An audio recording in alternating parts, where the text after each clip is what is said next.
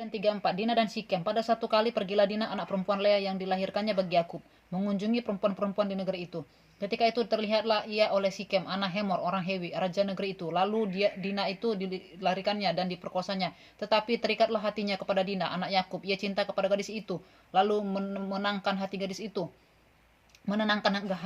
Sebab itu berkatalah Sikem kepada Hemor ayahnya, ambillah bagiku gadis ini untuk menjadi istriku. Kedengaranlah kepada Yakub bahwa Sikem mencemari Dina, tetapi anak-anaknya ada di padang menjaga ternaknya. Jadi Yakub mendiamkan soal itu sampai mereka pulang. Lalu Hemor ayah Sikem pergi mendapatkan Yakub untuk berbicara dengan dia. Sementara itu anak-anak Yakub pulang dari padang, dan sesudah mendengar peristiwa itu orang-orang ini sakit hati dan sangat marah karena Sikem telah berbuat noda di antara orang Israel dengan memperkosa anak perempuan Yakub, sebab yang demikian itu tidak patut dilakukan. Berbicaralah Hemor kepada mereka itu, hati Sikem anakku mengingini anakmu, kiranya kamu memberikan dia kepadanya menjadi istrinya, dan biarlah kita mengambil, berikanlah gadis-gadis kamu kepada kami, dan ambillah gadis-gadis kami, tinggallah pada kami, negeri ini terbuka untuk kamu, tinggallah di sini, jalanilah negeri ini dengan bebas, dan menetaplah di sini.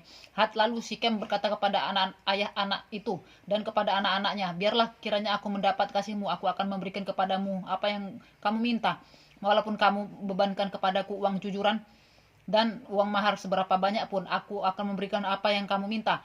Tetapi berilah gadis itu kepadaku menjadi istriku. Lalu anak-anak Yakub menjawab Sikem dan Hemor ayahnya dengan tipu muslihat, karena Sikem telah mencemari Dina adik mereka itu. Berkatalah mereka kepada kedua orang itu, kami tidak dapat berbuat demikian, memberikan adik kami kepada seorang laki-laki yang tidak bersunat, sebab hal itu aib bagi kami. Hanyalah dengan syarat ini kami dapat menyetujui permintaanmu, kamu harus sama seperti kami, yaitu setiap laki-laki di antara kamu harus disunat. Barulah kami akan memberikan gadis-gadis kami kepada kamu dan mengambil gadis-gadis kamu, maka kami akan tinggal padamu dan kita akan menjadi satu bangsa. Tetapi jika kamu tidak mendengarkan perkataan kami dan kamu tidak disunat, maka kami akan mengambil kembali anak itu lalu pergi. Lalu Hemor dan Sikem anak Hemor menyetujui usul mereka. Dan orang muda itu tidak bertanggung melakukannya, sebab ia suka kepada anak Yakub. Lagi pula ia seorang yang paling dihormati di antara seluruh kaum keluarganya. Lalu pergilah Hemor dan Sikem anaknya itu ke pintu gerbang kota mereka, dan mereka berbicara kepada penduduk kota itu, orang-orang itu mau hidup damai dengan kita, biarlah mereka tinggal di negeri ini dan menjalaninya dengan bebas. Bukankah negeri ini cukup luas untuk mereka? Maka kita dapat mengambil gadis-gadis mereka menjadi istri kita, dan kita dapat memberikan gadis-gadis kita kepada mereka. Namun hanya dengan syarat ini, orang-orang itu setuju tinggal bersama-sama dengan kita sehingga kita menjadi satu bangsa, yaitu setiap laki-laki di antara kita harus disunat seperti mereka bersunat. Ternak mereka, harta benda mereka, dan segala hewan mereka, bukankah semuanya itu akan menjadi milik kita? Hanya biarlah kita menyetujui permintaan mereka sehingga mereka tetap tinggal pada kita. Maka usul Hemor dan Sikem anaknya itu didengarkan oleh semua orang yang datang berkumpul di pintu gerbang kota itu. Lalu disunatlah setiap laki-laki yakni setiap orang dewasa di kota itu. Pada hari ketiga ketika mereka sedang menderita kesakitan, datanglah dua orang anak Yakub, yaitu Simeon dan Lewi, kakak-kakak Dina. Setelah masing-masing mengambil pedangnya, menyerang kota itu dengan tidak takut-takut, serta membunuh setiap laki-laki. Juga Hemor dan Sikem adanya dibunuh mereka dengan mata pedang, dan mereka mengambil Dina dari rumah Sikem lalu pergi. Kemudian datanglah anak-anak Yakub merampasi orang-orang yang terbunuh itu, lalu menjarah kota itu karena adik mereka telah dicemari. Kambing dombanya dan lembu sapinya, keledainya dan segala yang di dalam dan di luar kota itu dibawa mereka. Segala kekayaannya, semua anaknya dan perempuannya ditawan dan dijarah mereka, juga seluruhnya yang ada di rumah-rumah. Yakub berkata kepada Simeon dan Lewi, kamu telah mencelakakan aku dengan membusukkan namaku kepada penduduk negeri ini, kepada orang Kanaan dan orang Feris. Padahal kita ini hanya sedikit jumlahnya. Apabila mereka bersekutu melawan kita, tentulah mereka akan memukul kita kalah, dan kita akan dipunahkan, aku beserta sisi rumahku. Tetapi jawab mereka, mengapa adik kita diperlakukannya sebagai seorang perempuan sundal? Yakub di Betel dan untuk kedua kalinya. Kejadian 35.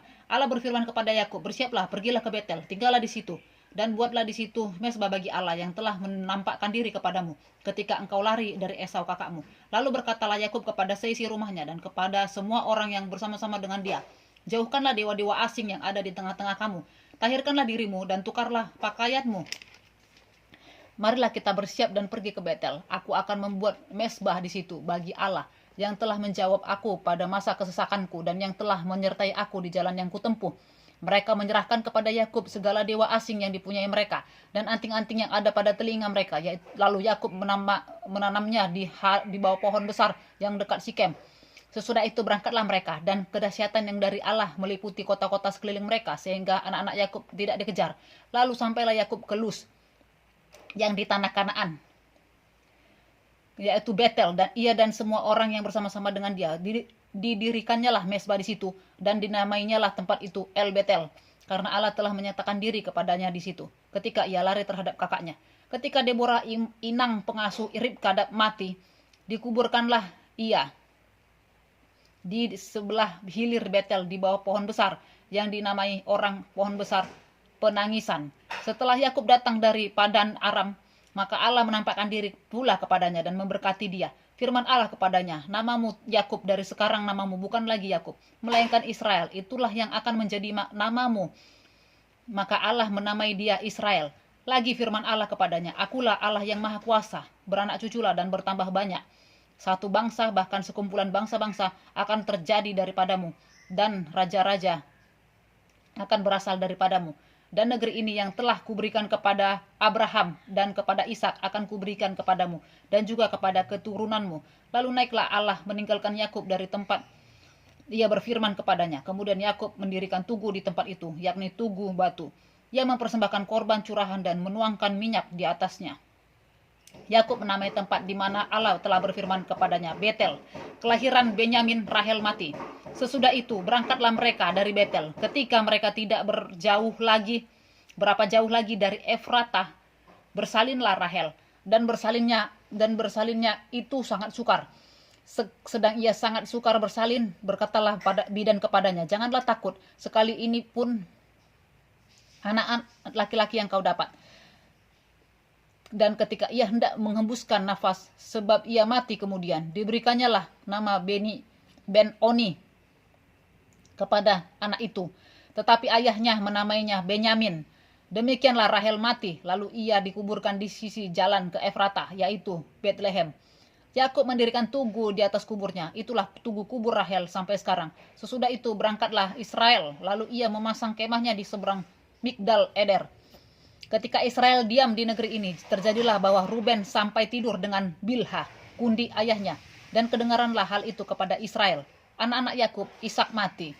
Adapun anak-anak lelaki Yakub dan 12 orang jumlahnya. Anak-anak Lea ialah Ruben, anak sulung Yakub, kemudian Simeon, Lewi, Yehuda, Isakar, dan Zebulon. Anak-anak Rahel ialah Yusuf dan Benyamin, dan anak-anak Bilha, budak perempuan Rahel ialah Dan serta Naftali. Dan anak-anak Jilpa, budak perempuan Lea ialah Gad dan Asher. Itulah anak-anak lelaki Yakub yang dilahirkan baginya di Padan Aram. Lalu sampailah Yakub kepada Ishak ayahnya di Mamre dekat Kiryat Arba. Itulah Hebron, tempat Abraham dan Ishak tinggal sebagai orang asing. Adapun umur Ishak 180 tahun, lalu meninggallah Ishak. Ia mati dan dikumpulkan kepada kaum leluhurnya. Ia tua dan suntuk umur. Maka Esau dan Yakub anak-anaknya itu menguburkan dia. Keturunan Esau, Kejadian 36. Inilah keturunan Esau, yaitu Edom. Esau mengambil perempuan-perempuan Kanaan menjadi istrinya, yakni Ada, anak Elon, orang Het, dan Oholibama, anak Ana, anak Zibeon, orang Hewi, dan Basmat, anak Ismail, adik Nebayot. Ada melahirkan Elifas bagi Esau, dan Basmat melahirkan Rehuel. Dan Oholibama melahirkan Yeus, Yaelam, dan Korah. Itulah anak-anak Esau yang lahir baginya di tanah Kanaan.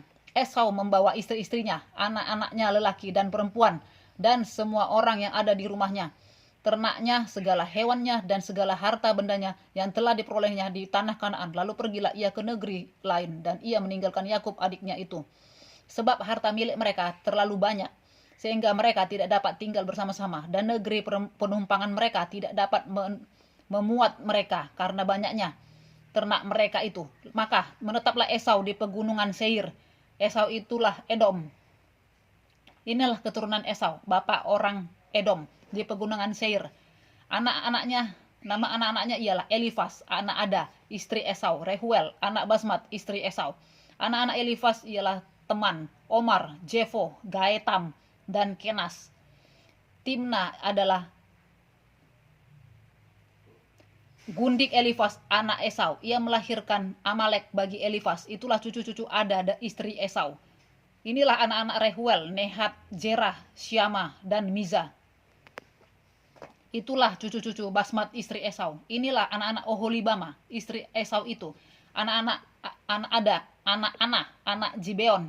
Ia melahirkan bagi Esau Yeus, Yaelam, dan Korah. Inilah kepala-kepala kaum Bani Esau. Keturunan Elifas anak sulung Esau ialah kepala kaum Teman, kepala kaum Omar, kepala kaum Jefo, kepala kaum Kenas, kepala kaum Korah, kepala kaum Gaetam, dan kepala kaum Amalek.